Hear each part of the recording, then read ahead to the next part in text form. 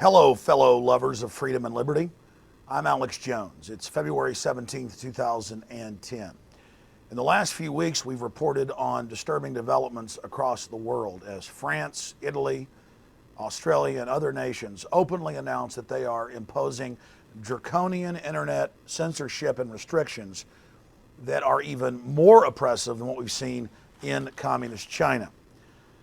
Well, now we have witnessed Google tell this office and Infowars.com that we are not allowed to have our own shopping cart on the Google Shopping Network system to sell our books and documentary films, which support our operation and, of course, educate the public, because it is hateful material. And I'm going to be reading over the letter here in just a moment. And in the last few weeks, we've had correspondence back and forth with them asking them to be specific. And they have been specific. We are not allowed to sell the Obama deception or follow the Republic because Barack Obama is part African. Now, the films are about him being the president and going back on his promises to get us out of Iraq quickly, to stop the torture, to not be part of banker bailouts, to not have signing statements or executive orders that circumvent Congress. I mean, the list goes on and on. The films don't even mention his ethnicity. Now, even if we were talking about his ethnicity, if you restrict people talking about racist free speech, then you can restrict everybody else's free speech. But I wanted to go over this letter. This is an incredible development. Now, we've written an article at prisonplanet.com and Infowars.com titled "Google Bans DVD Critical of Obama Administration. Search engine giant censors Alex Jones material for advocating against a protected group." And Tim Frugier, our shipping department and online shopping cart director, we have quite a few different shopping carts, noticed that we were banned over and over again from being able to have a shopping cart. And he noticed the Turner Diaries and other things that really do call for violent activity are allowed. And actually, white supremacists are allowed to have sites because they're ineffective against the New World Order. Now, that's fine and dandy. You just can't have a film that's in Newsweek and the New York Times and been seen over 40 million times for free online. God forbid we actually sell a DVD of it to be able to fund ourselves in the future, even when we give it out for free. And when Frugier questioned Google as to why the account had been disabled, he received the following response. "Hello, thank you for your email. Your data feed contains listings for items that don't comply with our program policies." And it continues to say, anti and violence, so anything anti-anything. Anti-fluoridation? No. Anti-banker bailout? No. Anti-GMO foods? No. Anti-abortion? No. Anti-Christian? No. But see, it's all selectively enforced. To anything that's really successful and popular, anything viral, that's when Google comes in with censorship. It goes on. Anti and violence, so anything anti and anything violence, products and associated websites may not promote violence or advocate against a protected group. The standard applies to anyone who wants to post on Google, whether we agree with their viewpoint or not. A protected group is distinguished by their race or ethnic origin, color, national origin, religion, disability, sex, age, veteran status, sexual orientation, or gender identity. I want this to sink in for you.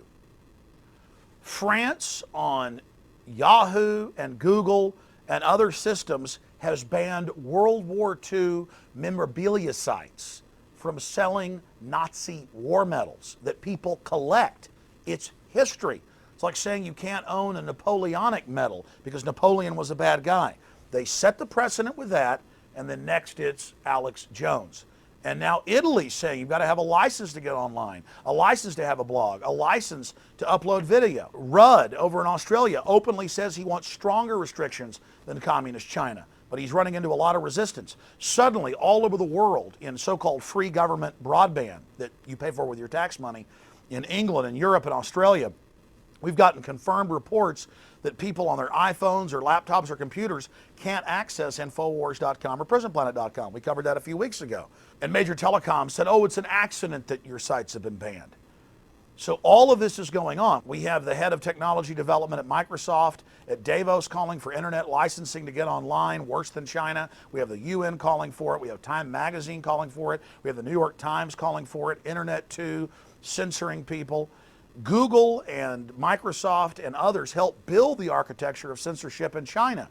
Now they're bringing it here. We have cybersecurity bill that's passed the House that states that the federal government will take over all IT companies. They'll have to comply with them and put their software in to monitor and block everything they want to control. That they're going to hire bizarre youth corps out of high school and college to man the new cybersecurity army to go out and censor. The Pentagon admits they're countering the American people who are anti-war on the web. This is admitted. Under Bush and now Obama, tens of billions a year are spent on fake news packages and propaganda placement in TV ads and movies and television. It's everywhere. Look, the bottom line is this. Massive censorship is taking place because the truth is effective. Alternative news across the political spectrum is dwarfing mainstream newspaper websites, mainstream television network sites.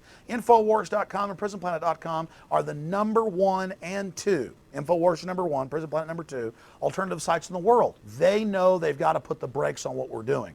And the point is, it's our websites today, it's your sites, it's your comments tomorrow. YouTube's engaged in more and more censorship, also owned by Google. What do we do about this? We start using alternative search engines like startpage.com, Scroogle, Dogpile, and many others. A lot of them have total anonymity when you're surfing the web. We start exposing Google, and that's happening. I mean, even PC World says that Google is now the evil twin of Microsoft. Steve Jobs of Apple came out and said that Google's motto of don't be evil is a complete joke.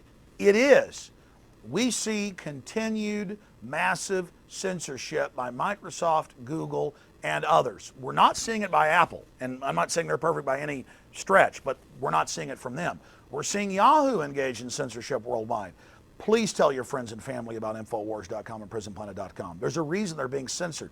Every time we get attacked or censored or hacked or governments block us, we start more websites. We start new applications. We have one of the number 1 news apps now for free radio listening at the iTunes store. We're going to put a link up in the corner so you can download it for free and give it to your friends and family that are Apple users. We've got other free apps for the Android and other phone systems. This is the future of the internet, as everybody knows. So we're moving out and branching out, kind of like a starfish. You cut up starfish in 4 or 5 pieces to kill them. Each piece grows back. That's what we're doing. Because 14 years ago when I started, I was well aware from college in biology class about the starfish, and I believed in the starfish principle. That's been very successful for us. And that's what you should do as well. Every time you see a site being censored, whether it's WikiLeaks or the Electronic Frontiers Foundation and others, you need to promote them, support them. Some of you will say, hey, Google's a private company. They're allowed to do what they want. They control more than half the internet now.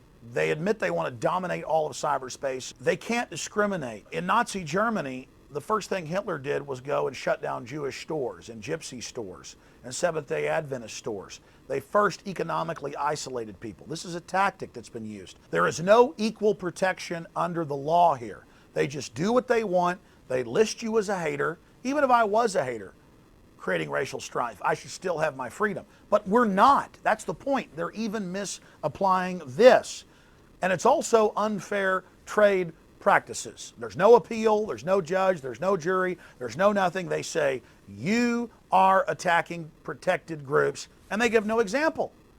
This is amazing, ladies and gentlemen. Another example of government and big corporations that are larger than most governments, Google's the biggest corporation in the world now, of shutting down free speech was the Austin Gun Show. Here for 18 years, the feds came in without a law, without a statutory authority, and they just said, it's over. You're shut down. You're not going to have private gun sales here anymore, and ordered the owner of the building, HEB, to shut it down.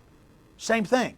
You can't have your website. Your IP address is blocked. You can't be read at the university, at the high school, at the corporation, on the free government broadband the FCC admits they're now funding with taxpayer money. And then you can't have your shopping cart. And then your IP address is totally blocked. So I beg everyone, while the internet is still somewhat free in the West, share the video links to Fall the Republic, to the Obama Deception. Buy the DVD at Infowars.com. Visit the other shopping carts we've still got at Infowars.com. Support what we're doing on the very cutting edge of freedom of speech. You don't even have to agree with all of our content, just with the fact that we have a right, just as you have a right, to have your say. to stand on your electronic soapbox. It gets even worse in the Cybersecurity Act. The Cyberbullying Act says that if something you say is hurtful on the internet, you can be put in prison for years. If you hurt someone's feelings, this is the new tyranny. This Google letter says if you're anti-anything, you're shut down. Then we said, how about we just sell the Obama Deception or Fall of the Republic? Not even in the other books or videos. And they said, no, that is the offending material. You cannot sell that. What is it about those films that scares them so much?